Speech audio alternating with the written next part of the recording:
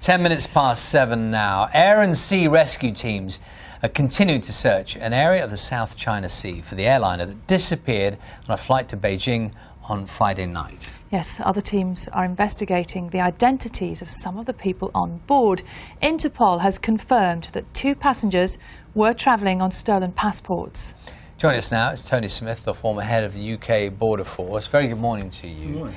Perhaps you could use some of your expertise and knowledge to explain to us how this could have happened, that 2 people got on the plane travelling on what now we know are stolen passports. Yeah, I mean, I think the first thing is to say is let's not jump to any conclusions about that these were terrorists. We don't know the facts yet, and it's not uncommon actually for people to board aircraft around the world using other people's passports. It's normally for migratory purposes. It's a method used by human traffickers to get people into the West.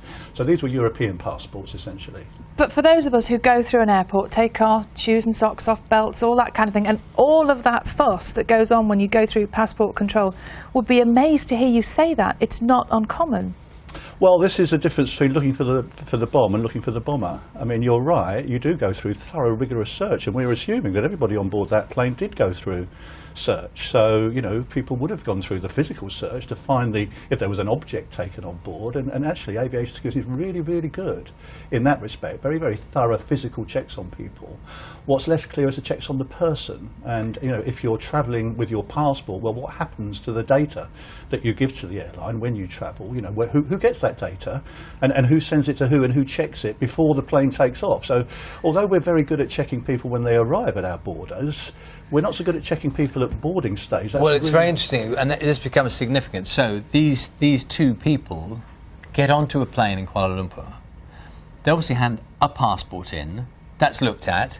You make the assumption that the officer there looks at the picture and it corresponds because the picture could have been changed. But people will be assuming that looking at that passport, it will go through a system, and that that was cross-referenced against stolen passports. Are you saying that just doesn't routinely happen? I am saying it doesn't routinely happen, no. I mean, there's about 800 million hits a year against the Interpol lost and stolen database. But I mean, 250 million of those are in the US, 120 million here in the UK. So not all countries actually access that database. So we don't know really what happened in Kuala Lumpur that day. I mean, the passport should have been checked by a border official from the Malaysian authorities. It seems as though that official did not, for one reason or another, check the Interpol database. The passport was clearly fraudulent in some way. Either it was a look-alike, which we call, you know, just an imposter, and that's quite often because it's quite difficult to tamper with these things these days and take photographs out. Or there may have been collusion on the ground. I mean, there are criminal gangs infiltrating airports and even control agencies, I'm afraid, to get people on board planes, because the prize is a passage to the West. And when you're in the West, then the prize is that you can get to stay here, and it's an economic gain. So it's not automatically, a security breach as such, but it is worrying, isn't it? That airlines can't routinely and don't routinely access this database. And what we would like to see is that database is made more widely available to transportation companies and doesn't have to go through a process of going to government to do checks, which takes a long time. The immediate mystery with this plane, of course, is where it is. But what you're saying begs the question. I mean, I read somewhere that it suggested that on almost any plane carrying 250 people, there'll be 2 or 3 travelling on a false passport. I mean, is that scaremongering, or is there an element of truth in that? Because what you're suggesting says, frankly, we don't know. The latest figures we have is we know, data's not routinely available at how many people do get offloaded, but we know that about 50,000 people were offloaded a few years. When I was head of borders, 2007, we offloaded 50,000 people in a year who were trying to get to this country, and for one reason or another we spotted the document wasn't right before they got on board the plane. I mean, if you weigh that against 120 million travellers coming into the country, it's quite a small number.